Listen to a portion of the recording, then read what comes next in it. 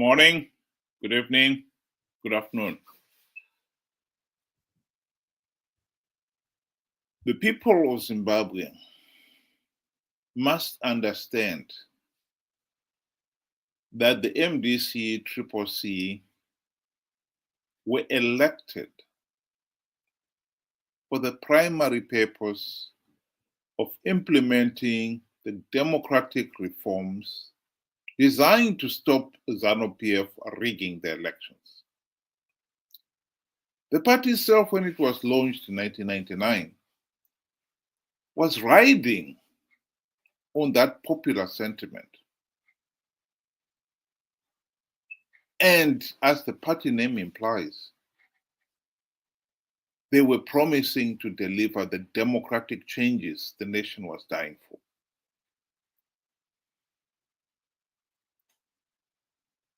It had now been 24 years since the MDC was elected by the people of Zimbabwe onto the political stage. 24 years, including the 5 during the GNU of 2008 to 2013.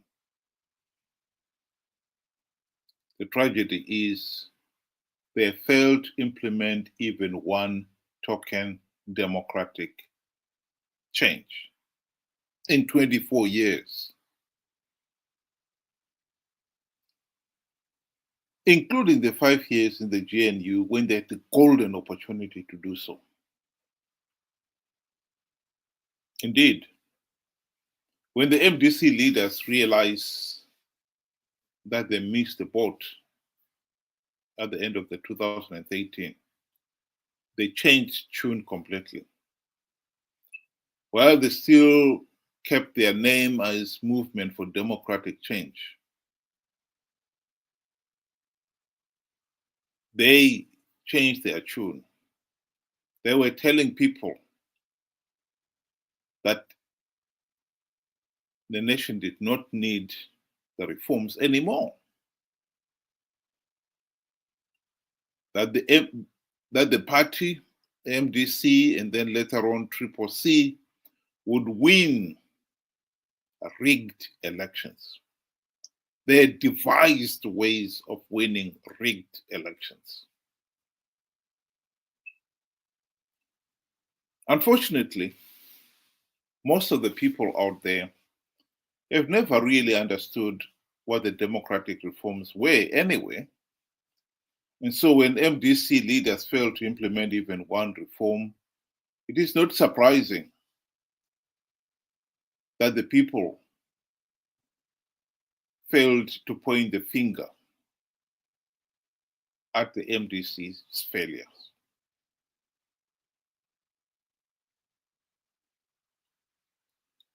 And that was a fatal mistake. Because when MDC changed their tune to claiming that they can now win rigged elections,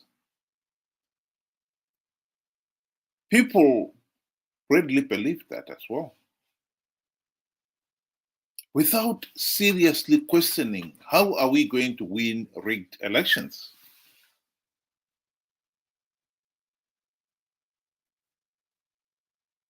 Each time the leaders promised that they would win rigged elections. In 2018, for instance, Chamisa said, oh, we have got stringent measures to win rigged elections.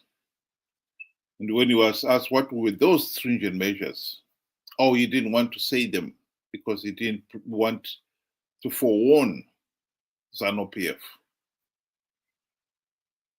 And yet, the day after the election, Chamisa himself was claiming that the elections were rigged. He had won those elections, and if Zanu PF had not rigged those elections, he was going to win them.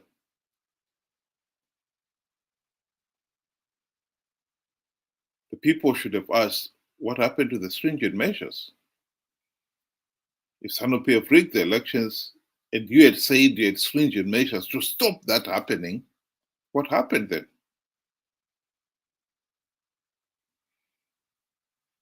Alas, the same idiotic lie was repeated 5 years later, 2023. Thus, C.H. Chamisa promised the people that he had plugged all the vote rigging loopholes.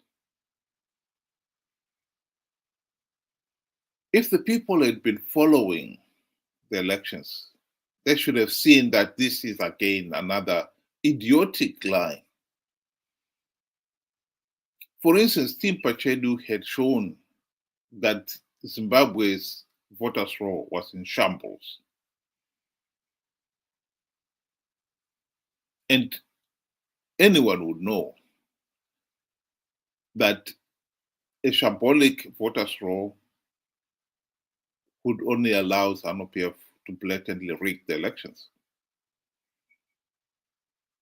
So they would have asked, how have you plugged the vote rigging loopholes to stop Zanu PF rigging the elections when you have even failed to get a verified voters' roll, which was in itself a legal requirement?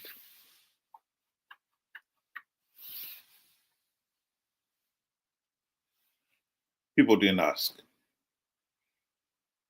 Millions believed that idiotic lie, participated in those flawed elections, with the consequences we all know.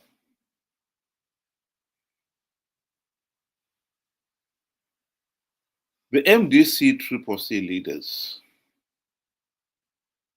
ever since the failure of the GNU, have again and again bombarded the nation with promises that they've come up with stringent measures to win rigged elections. I've got on the screen there Prince Spanda, a former CCC MP,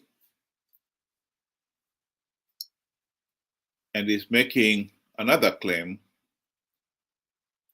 that he and his colleagues can win the 2028 elections. As we get nearer the 2028 elections, the nation is going to be bombarded with messages like this. Chamisa and company's friends claiming they can win rigged elections. They've come up with strategies of winning rigged elections. The truth is, it's all lies.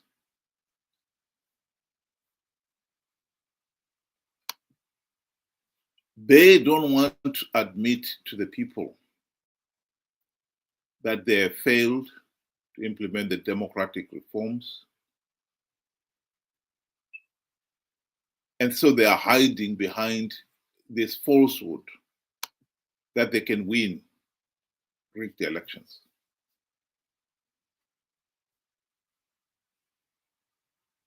Zanu PF has got carte blanche powers to rig elections. That's what has made it so difficult to defeat them.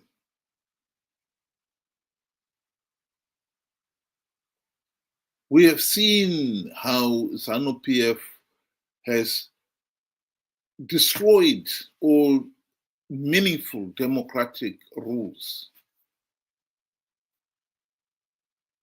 for its own purposes. And what makes the situation worse here is that our friends, the MDC, have continued to participate in these flawed elections, knowing fully well that the process is flawed, knowing fully well that it is illegal, and that the only logical step was to withdraw.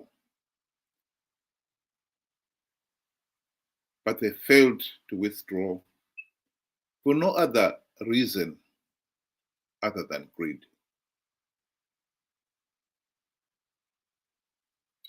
They have just worked on the people's ignorance, who do not understand what the reforms are,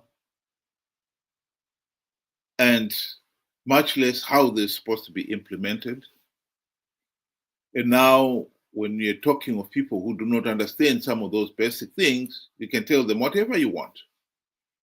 You can even tell them that you can win rigged elections when you've done absolutely nothing to win those rigged elections. After 44 years of rigged elections, Zanu PF blatantly rigging elections, and it must be said, the last 24 of which was with the help of our friends, the MDC. We really cannot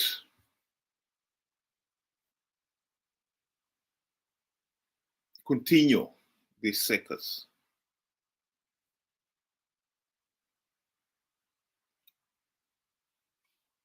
We need to revert back to democratic elections. We need to revert back to demanding the implementation of the democratic reforms.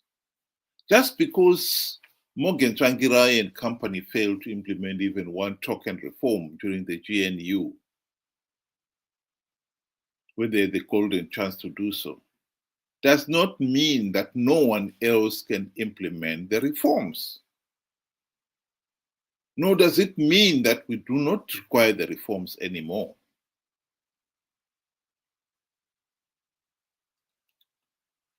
The people of Zimbabwe have to wake up to the reality that the opposition are participating in these flawed elections out of greed, as David Coltart clearly admits in this quotation from his book. They have been participating in these flawed elections, knowing fully well that the logical thing to do would be to withdraw, but they could not, because MDCT and MDCN could not trust each other to withdraw. And they believe that if they withdraw, the other side would participate and win all the few gravy train seats Zanu PF is dangling before them. Our challenge is to realize that the opposition have given up on reforms, and now they're participating in these flawed elections out of greed. That is the challenge that Zimbabweans should now grasp. A lot of people have said that they are trying, MDC guys are trying. They are not trying. They have given up. That is a significant difference. Here is a video clip to remind some of you there who may have forgotten about the 2018 Constitutional Court appeal by CCC to challenge the results of those elections.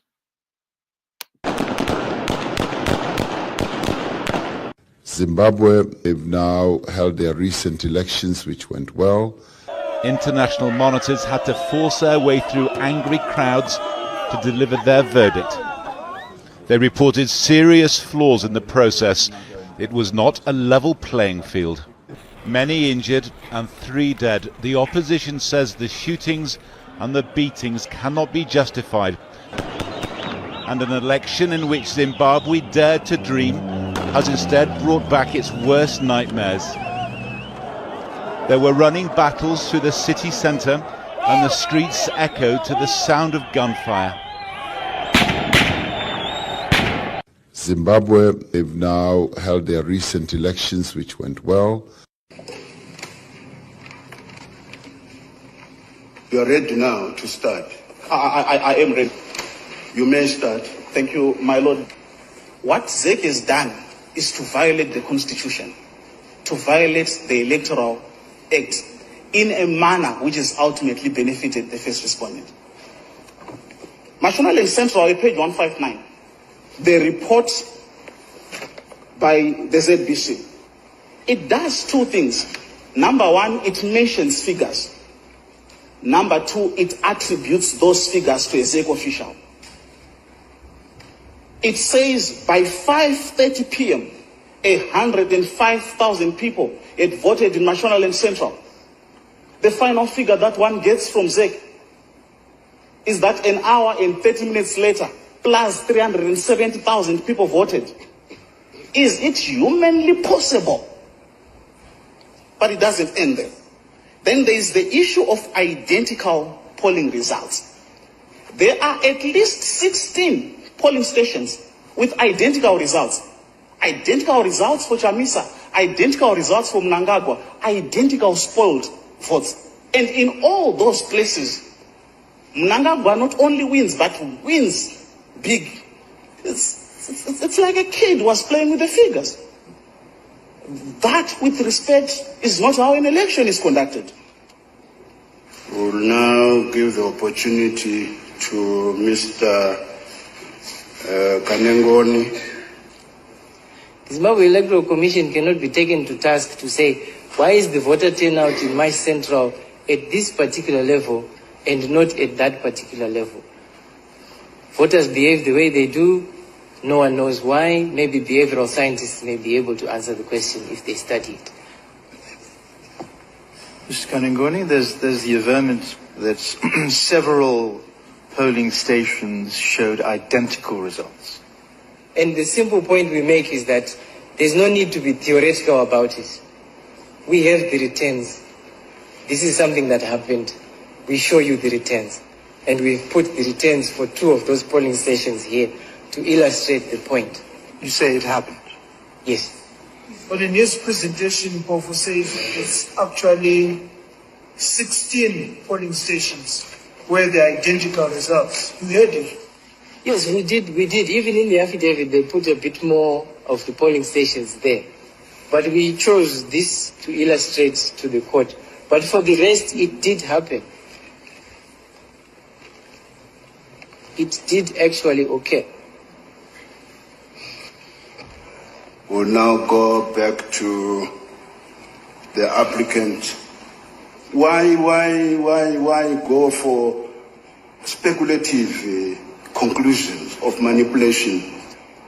The point that I wish to make is that this is evidence of manipulation by ZEC after the process. Now, if you go to what they call the primary data, you're going to see manipulated data. So the applicant cannot ask a court to open residue which has already been manipulated. If you go to the residue, you will drink from a poisoned well.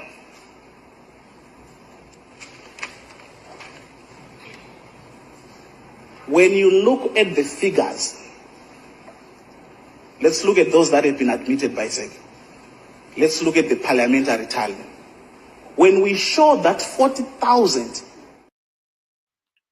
I think we can look at that video clip. I think most people may have failed to realize one important point there.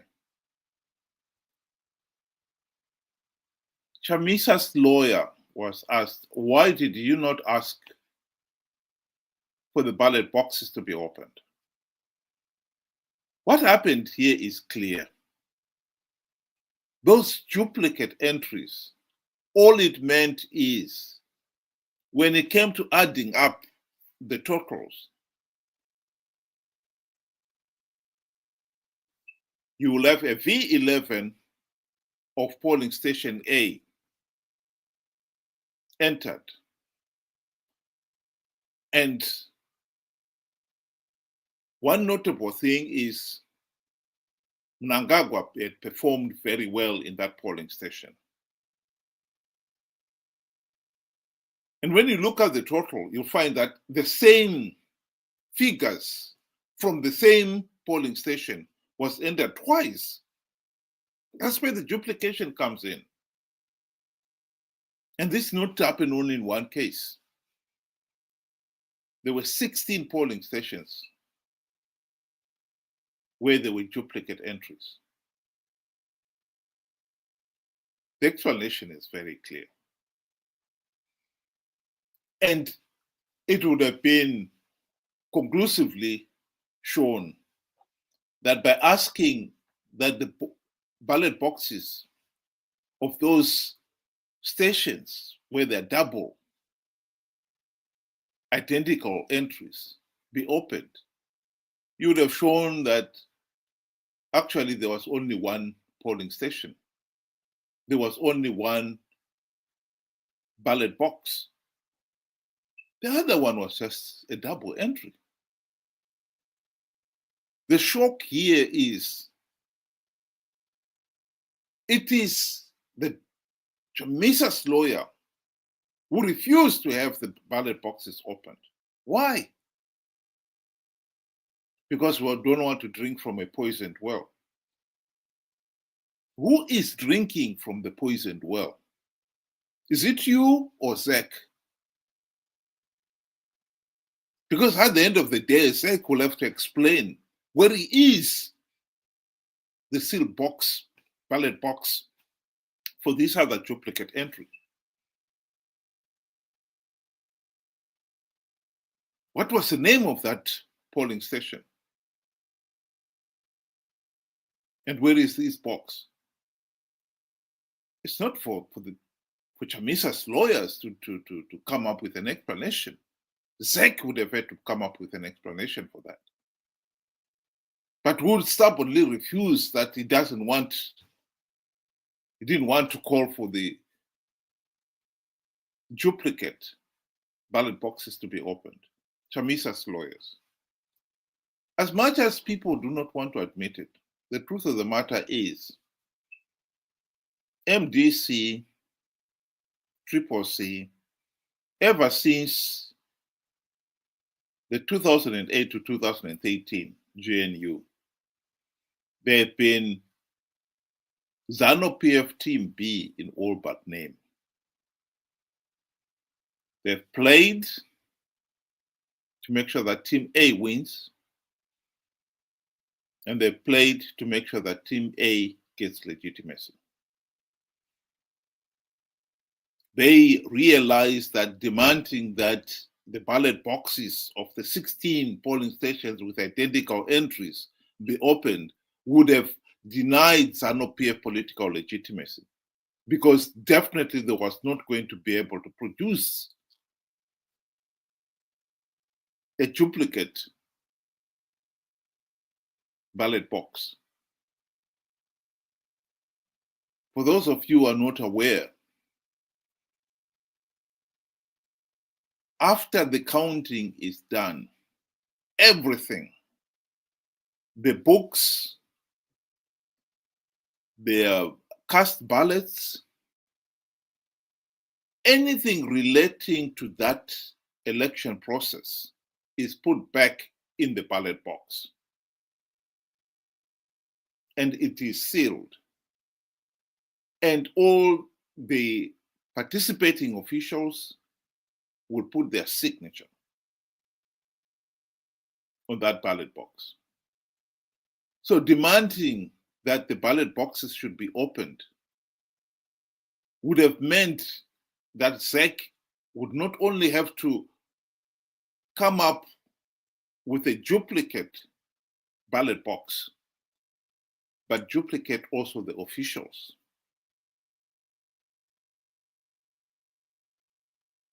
And they will have to sign on the ballot box.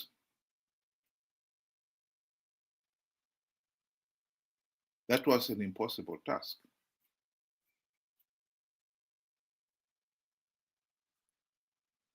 The Constitutional Court knew it. The law is very clear. The reason why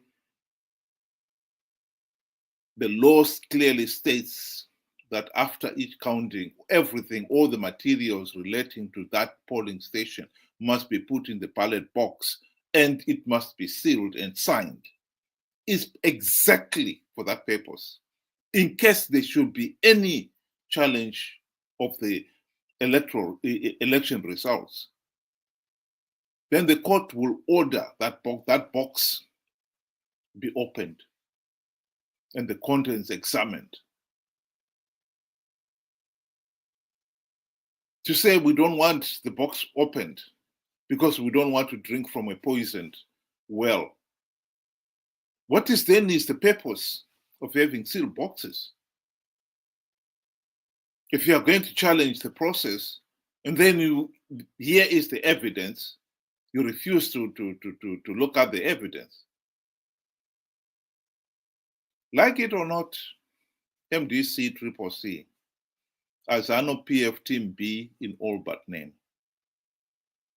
Our friend here, Prince Spanda, is determined to participate in 2028, just like his colleagues will participate in those elections, because they know the Zanu PF will give away a few gravitating seats, and that's all they care about. This issue of we will win rigged elections is just an oxymoron. Even if the political situation gets so desperate that even Zanu PF with his carte blanche powers is not able to rig the elections and get away with it.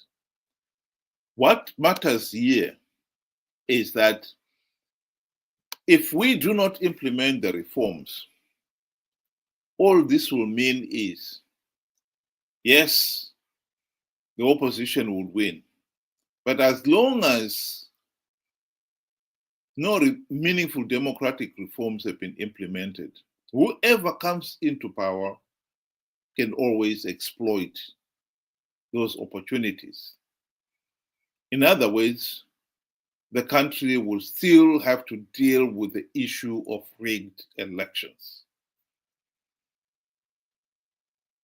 After 44 years of rigged elections, I think we should stand up and say enough is enough.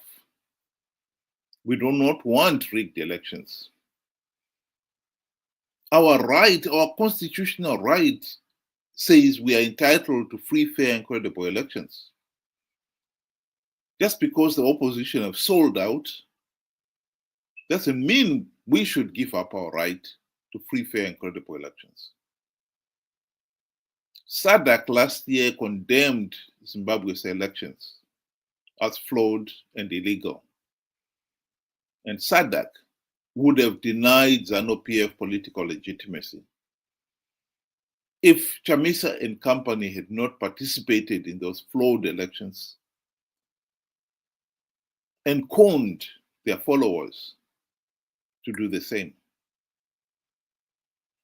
Nearly 2 million Zimbabweans voted in those flawed elections. Why? Did you not realize that the process is flawed? You did. And Chamisa did. But he managed to convince 2 million Zimbabweans out there that he has plugged all the vote rigging loopholes. And it turns out he was lying. I think people of Zimbabwe should wake up. And let's put an end to this madness of participating in flawed elections because we have believed some idiotic lie that the opposition has come up as devised ways of winning rigged elections.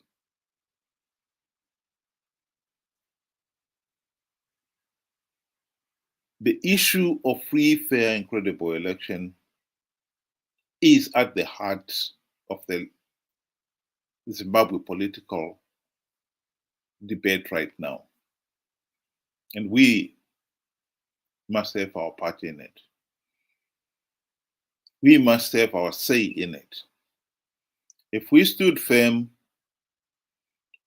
and made sure that people do not participate in their millions in 2028, I can rest assure you, SADC will deny Zanu PF political legitimacy. But if we participate in the hope of winning rigged elections, then we have to take the consequences. We have to accept the responsibility that we were wrong.